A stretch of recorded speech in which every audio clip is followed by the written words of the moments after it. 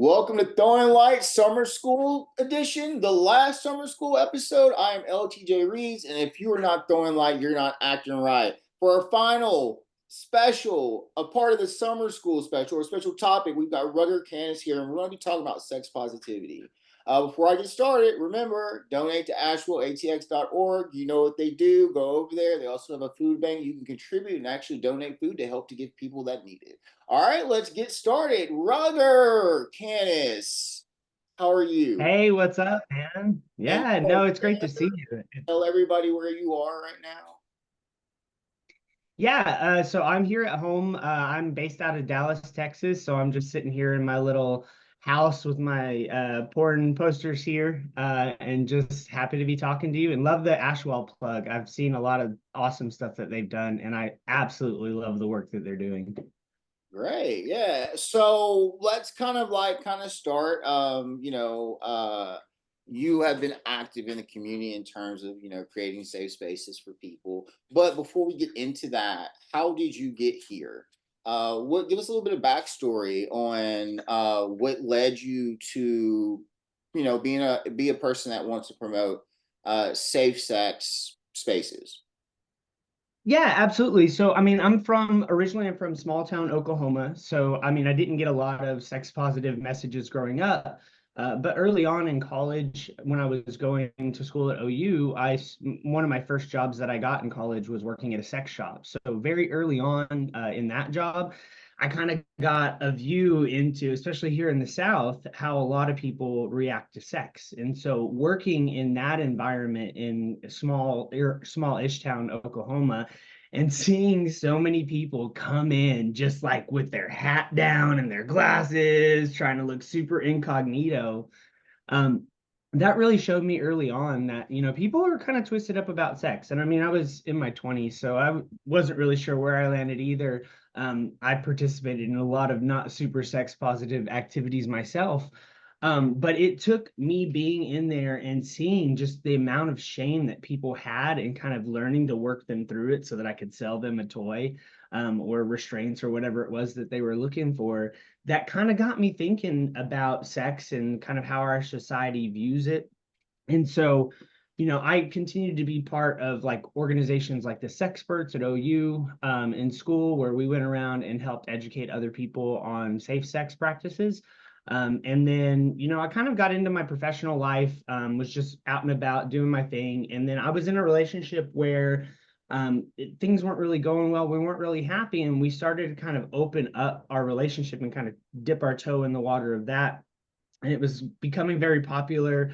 And just interacting with people in that kind of environment, trying to figure out how to explain, like, yes, I'm in a relationship. Yes, I want to have sex with you, got me more interested and more involved. And it was kind of through that I started to explore some of my kinks. And one of which being, I don't know if you can see my shirt, but it says Fister. I discovered accidentally that I love fisting.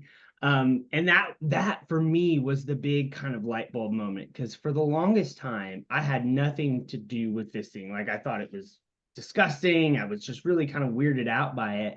And it literally took somebody like pulling my hand into them. And it kind of broke my brain, because I thought that it was going to be this one experience that I was going to hate, and then it didn't end up being that way. And it just got my mind thinking of like how many other things might I have all this shame and stigma around that I wouldn't want to try, that I wasn't willing to try because of just ignorant preconceived notions that I had. And that's when I really started getting involved. I found the local fisting club and got involved there and started to help volunteer to set up and promote and do those kinds of things to keep the club running. That same producer also produces our local communion. So I started helping out there and getting to help people through, much like with the sex shop, I got to help people through their first experience at a sex party when they were super anxious, or maybe even there's people in recovery that didn't think that they could be in those situations. But myself being in recovery, I'm able to kind of literally hold people's hands, walk them through, be like, this is where the bathroom is, this is where the water is, this is where you can get more lube and condoms if you need them. And it's just been a passion ever since. I kind of stepped my toe into it and was enjoying it for my own personal enjoyment. And then I figured out, I've got a background here that can really help people. I've had to work through my own weird stigma issues. And I'm just I've discovered that I'm a service oriented person. I really like to do things for my community. And one of the things that I really have been enjoying doing is helping people work through that shame and that stigma that keeps them away from things that they really love. They just don't know that they love yet. So that's kind of how I got my start. Okay, so and I 100% agree with you. And this is for people that are inexperienced or ignorant or whatever. This conversation could be a lot for them, and I don't know why we have such weird notions. It's just like the whole deal is we're born into this world naked, right? Like humans have created all of these insecurities, and there's not you can't tell the average person be like, hey, human beings made up everything on Earth. They made it up. Like you can't. So our relationship with sex, because I come from a Baptist family and missionary Baptist, and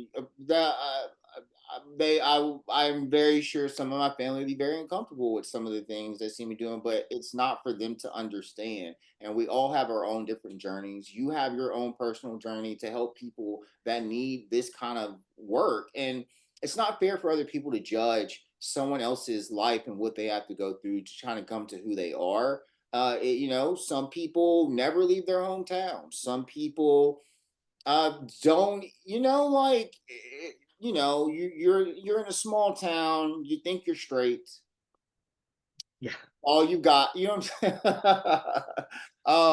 You know what I'm saying? Like, so I battle with this every day, being a part of a community that is very sex positive, but I see the work and I see why it's necessary to have discussions like this, because at the end of the day, we're trying to get people, regardless of what they want to participate in, do it in ways that are safe and healthy for themselves.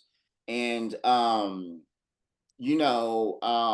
sex is something that should not be stigmatized. It shouldn't be moralized unless you're trying to harm somebody. If you're not physically assaulting Yeah. and hurting anybody, then sex is it's a human nature. And I think the reason why we act the way we do with sex and certain things turns us on because we think we're doing this bad thing or this, and it just doesn't. That's not what it has to be. It doesn't have to be this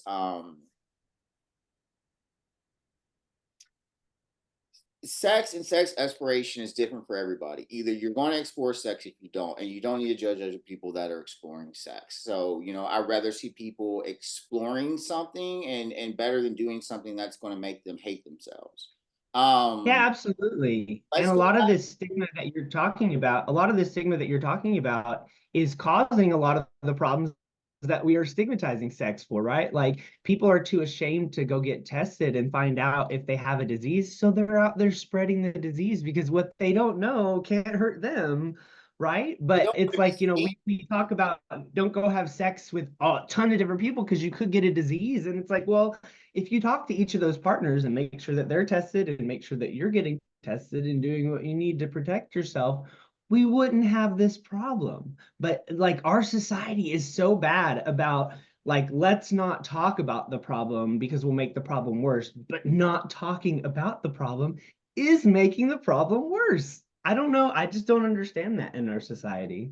Feel uncomfortable. I mean, it goes back to this weird puritanism that has, and like this like I said, it's these I don't even like calling it, because I don't have a problem with Christianity. I like people that truly practice like goodwill, but like the ones that are like trying to govern people with the Bible and stuff like that, it's just bizarre, dude. And it's bizarre I because just see so much fear. Like they're so afraid. I grew up in northern Louisiana. Like sex is obvious. It's just weird. People are weird about it. Like like I said, this goes back down to a cultural like problem, which they don't see as a problem. Like that's why we have so many issues with sex. High STD rates, high infections, pregnancies, so Mhm. many pregnancies, okay, and then getting into like people that are not ready to have kids having kids, all these types of things. You get what I'm saying? Um, Mhm. Absolutely.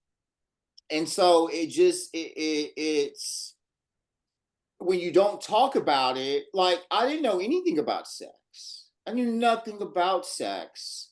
I don't think I got any kind of formal education on sex. Not in elementary school. I think we talked about For me, sex like it was very clinical. The only thing that I got was very clinical. Like, this is how things work, but not very much like you should. Or the thing that for me was missing was like talking about sex, communicating with your partners. Because, like you said, people are weird about it. You can't, it's so hard to have these conversations about, hey, like when was the last time you got tested?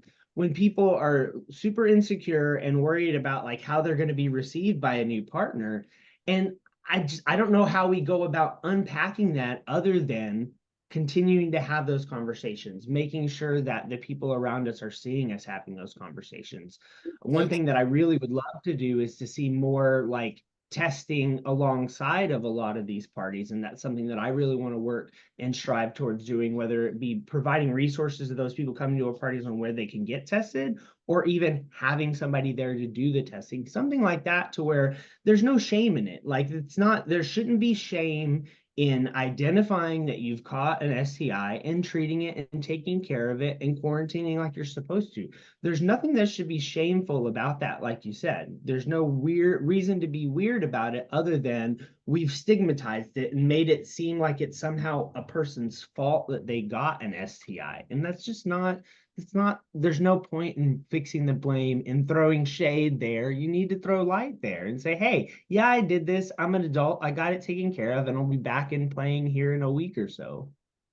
Well, my thought process is it's unfortunate that heterosexuals don't discuss their sex parties and all their kinks and stuff the way we do, which they do. Y'all do. Don't play if you're watching this. If you're straight and you watch this, don't even try, because we can go to a sex shop right now and point out all y'all's kinks, okay?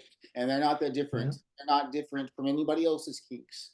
Um, and you might be someone that is a Christian that is hiding and going into, I mean, like, come on, y'all, this is ridiculous. It's ridiculous stuff. Like, and that's the thing, because like it's taken a lot of courage to be out and be amongst people and be judged on the way that you choose to express yourself and your sexuality. Anybody who knows me, I'm a multi-channel type of sexuality type of person. I don't believe just the physical act of sex has to be what sex is. Like, I believe in other ways of writing, acting. I do modeling and all this acting and stuff to let that aspect of me come out, and I express it. I have control over it. I don't let someone else control what I am doing and what I'm expressing. And this brings us back to the weirdness of it. If I grow up and everyone's scared to even bring up the word sex, like the word sex, ooh, like literally, I probably heard the word sex like it, yeah, like not between me and my friends immaturely growing up, never, hardly. The only sex education I got was by one of my coolest gifted teachers in sixth grade, and we got to read. We were doing seventh grade life to the sciences. We were in gifted, and we talked about sex in there. And I'll never forget it because that's all I had. Okay, that's all I Yeah. had. I don't even think they talked about sex and health ed in high school. But no, we didn't. We just sat there. So, way to go, Louisiana. Um, so Oklahoma didn't do much. all of everybody's guilty. Everybody is guilty of not educating. Like, it doesn't make sense. This is it's like I said. This is a the problem that people are the way they are because of the systematic religious ideals that don't belong in government, and those are the things that are trying to maintain and run things now. Like, you can't do that to people. Yeah. You can't vilify sex. You can vilify sex, but like, no, you can't vilify sex. You can vilify the person having sex, depending on how they're having sex. But sex is a neutral. It's neutral. There is no. It's In a. that situation, it's not the sex that's bad, right? It's not like it's not the sex. It's the person, maybe not even the person that's bad, but it's kind of that expression of sex that becomes problematic. There's definitely tons of ways in which sex can be problematic, but our society's way of handling that is like sweep it under the rug and let's not talk about it. And Everything. we know that how many times, how many other places in our society do we see where that doesn't work? You know, we have the school shootings and everybody comes out and we want to talk about gun control and they're like, no, not right now. We can't talk about that right now. And it's like, when are we going to have that conversation? Because the fact that we keep delaying this conversation and delaying doing action about these things is what is making the problem worse. And it's just that kind of, you know, I being from the recovery background, you know, we learn about, I'm a 12 stepper. And so we learn about insanity and like that, doing that same thing over and over again, expecting different results. And that's what it feels like in the community, especially around sex, is that we don't want to talk about all the dangers and the pitfalls of sex because we don't want to give you any ideas. And it's like, that's not how that works. That's not how the education works. We're not going to tell you about the realities of human trafficking and rape and abuse, and you're just going to use that as some kind of inspiration list. That's really not how these things work. And even if it is, like, that's like such a small segment of the population that's going to take it that way. Knowledge is power. Knowledge is extremely powerful, especially when it comes to sex, because knowing that there are ways that you can protect yourself, such as everybody knows about condoms, but a lot of people don't know about DoxyPep and DoxyPrep. A lot of people know about HIV prep, but today there is a new protocol. I actually just took some right before this because I had a very exciting night last night, where you can take 2 doxycycline within 24 hours of, I think it's 24 to 40 hours of sexual activity, any high risk or sexual activity at all. And it can greatly reduce your chances of catching an STI. This is something that's new and was kind of pioneered here in the US by the AIDS Foundation in San Francisco, but the CDC has approved it to be used. And so it's mostly gay doctors because they have to stay on the forefront and they have to be a little bit more on top of their game to keep educated on sexual health.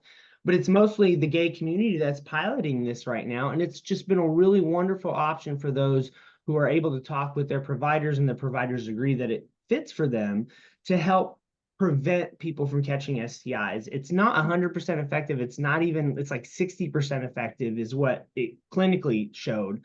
But in like anecdotal evidence, my experience is I was getting an STI about every 6 weeks before I started this protocol. I would go and get tested, find out that I had an STI, I'd have to get a shot and then wait, 7 to 10 days to play again. And ever since I got with my doctor and talked about this protocol and have been on it, I went a year and a half without catching any STIs. And I was even more active than I was before because I got more into my content creation career.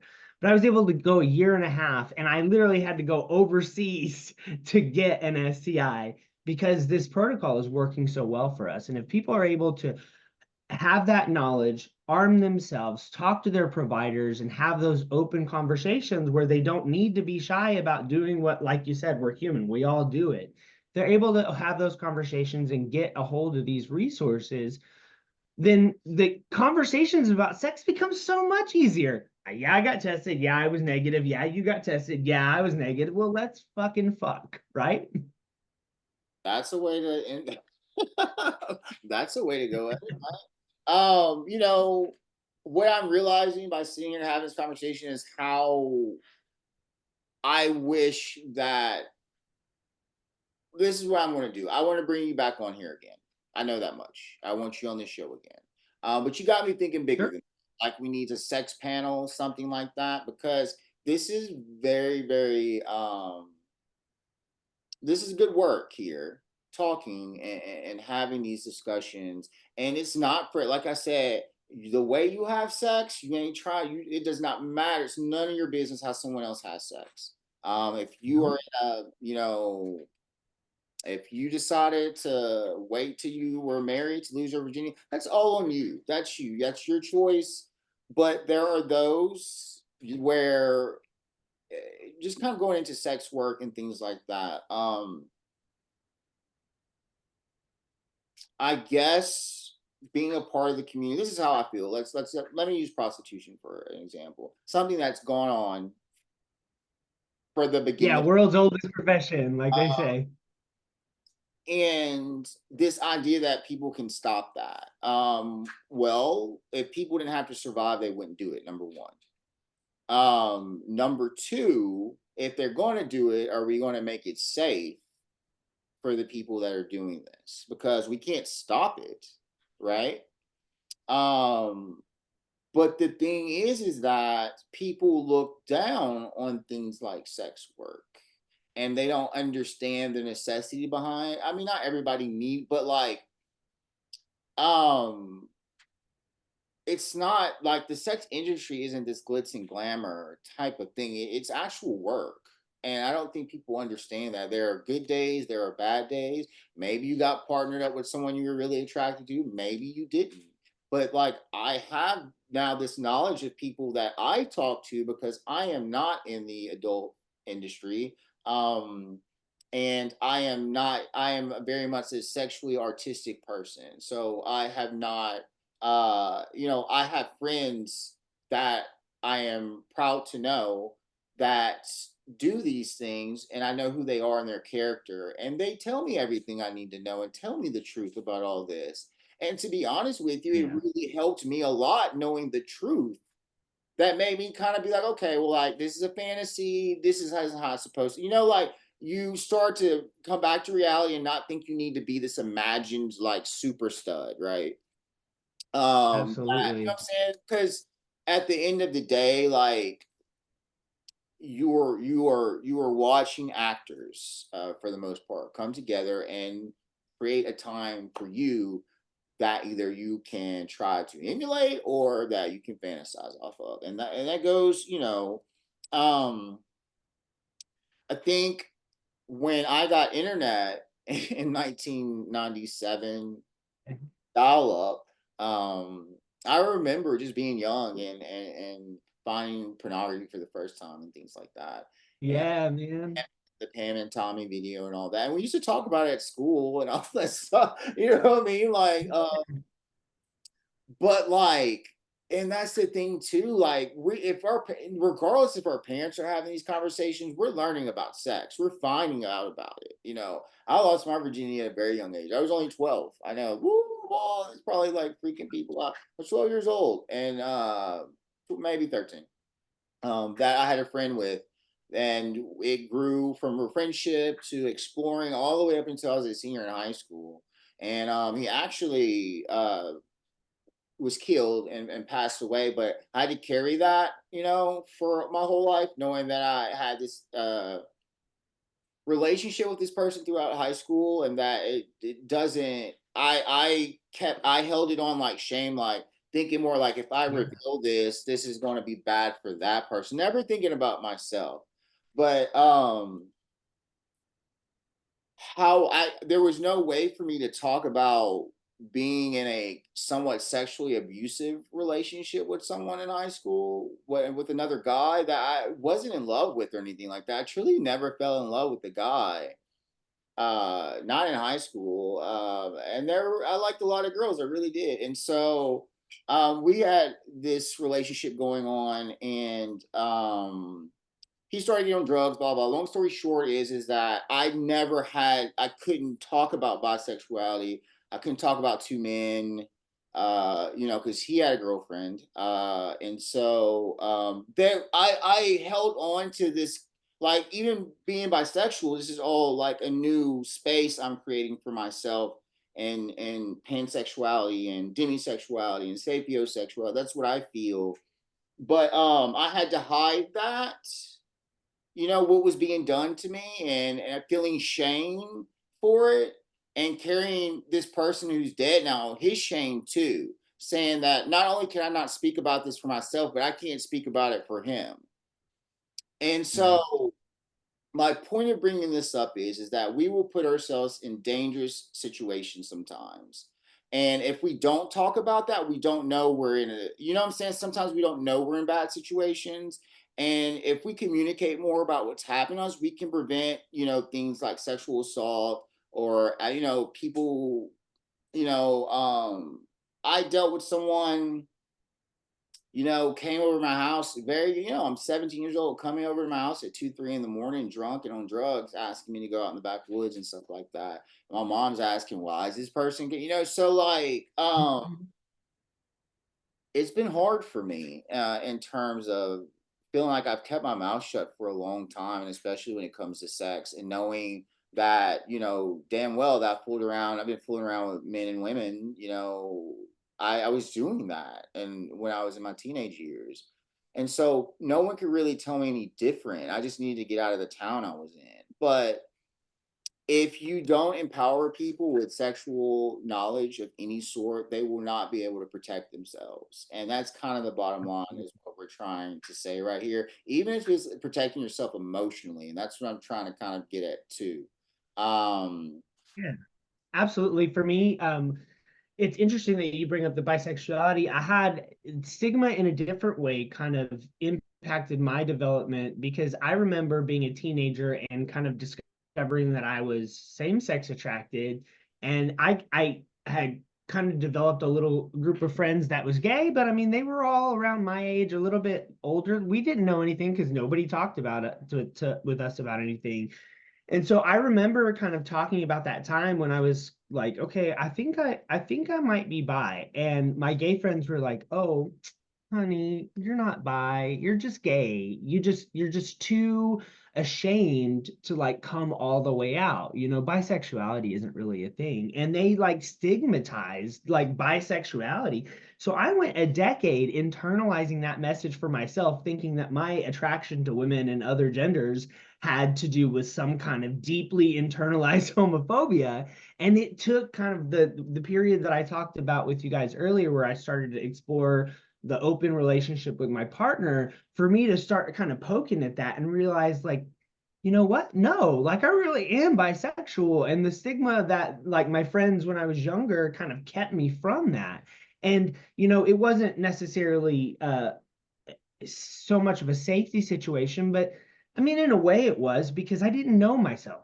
That stigma and that shame around liking women was enough to keep me from exploring an actual real part of my sexual personality, because the education wasn't there, because I didn't have an adult that I trusted to go to be like, look, I like guys, but I still kind of like girls. Can you help me like work this out? I don't know what's going on here. And so if we had that kind of environment in that society where it was okay to talk about these things, it's okay to think you might be gay. Let's talk about it. There's no reason to be ashamed. You might have just been made that way. Let's talk this out. Let's figure it out. Let's give you a safe and okay space to experiment so that you can figure that out. Age appropriate, of course. But it's just it really you really drive a really important point home, that there's people's real like livelihoods and safety at risk by not talking about these things. And especially, even it's not even not talking about it, but like sometimes people will bring it up and people will laugh it off or make jokes instead of like, hey, no, this is like a real, like, I'm not just jokingly asking you when the last time you were tested. I really need to know because it's important for my health and yours. And Rugger. All right. So yes, indeed, we're going to be continuing this conversation. Like I said, as I was sitting here having this conversation with you, this needs to continue. Okay. And so we're going to try to keep this going this year. And I definitely want to do that with Throwing Light. Maybe we put a panel together for our next one, but we'll be doing it soon and not later. All right, so Yeah. that brings us towards the end of this episode of Throwing Light. Phenomenal discussion. Rugger, before I let you go, there's a question that I have to ask you, that I ask everybody that comes on the show at the end of the show. And since we've been talking, so Rugger, is there any aspect of our community that you think we should shed light on that we're not shedding on light? And it has to be something that we have not talked about.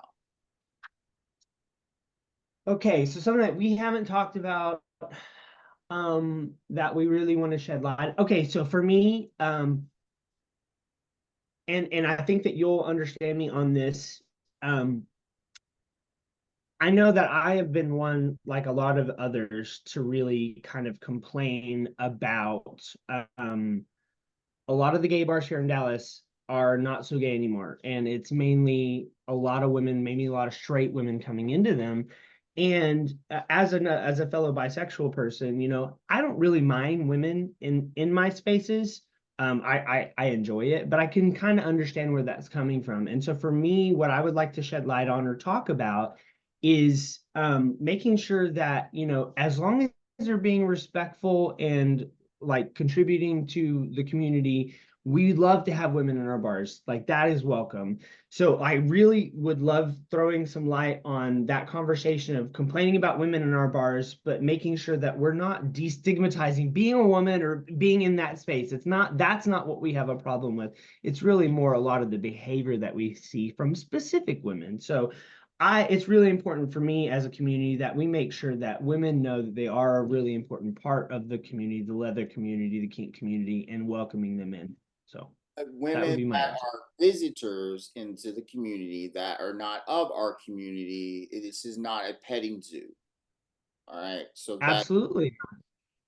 what I have to say. I don't think I can say it any clearer than that. This is not just, I am very, I love my women. I love protecting and looking out for y'all. But come on now, like, the ones that Yeah. are, not aware of what they're doing, don't go do the things to men that you don't want done. And you just don't do that. It's not nice. And then to come in places Yeah. where people are just trying to relax and be themselves. Let me tell you, let me bring a point to you because I did talk about this on an episode when it was over at, I believe it was Ripcord in Houston. They had the little mosh pit for the pups out, everything. So these women look like a bachelorette party came in and they're like trying to take photos, and people were like, "No, that's not. That's rude." Like so. It's not expect. I know to some people going and seeing things that are unique or that you don't see, you want to photograph it, but like think about it, people came and photographed you when you were doing things that just expressing yourself. Like I don't know how to do that.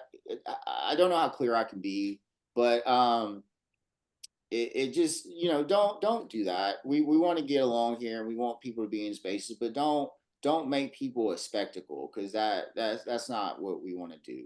Well, I Okay. think it goes back to that whole conversation about consent too. And that's really probably where I really would like to throw the light is really talking about consent, understanding that it's not okay to take pictures of people without their permission, touch them without their permission, those kind of things. Right. All right, well, that'll be something that we'll keep on talking about too. All right, y'all. Well, that brings us to the end of this episode, and this is the end of the summer school special for July. Next special, I don't know when it's coming. Stay tuned, but we will be back with our normal show this Sunday coming up, and I don't know who it is, but you will know who when it's time for you to know. With that being said, remember, y'all, if you're not throwing light, you're not acting right. You're not acting right.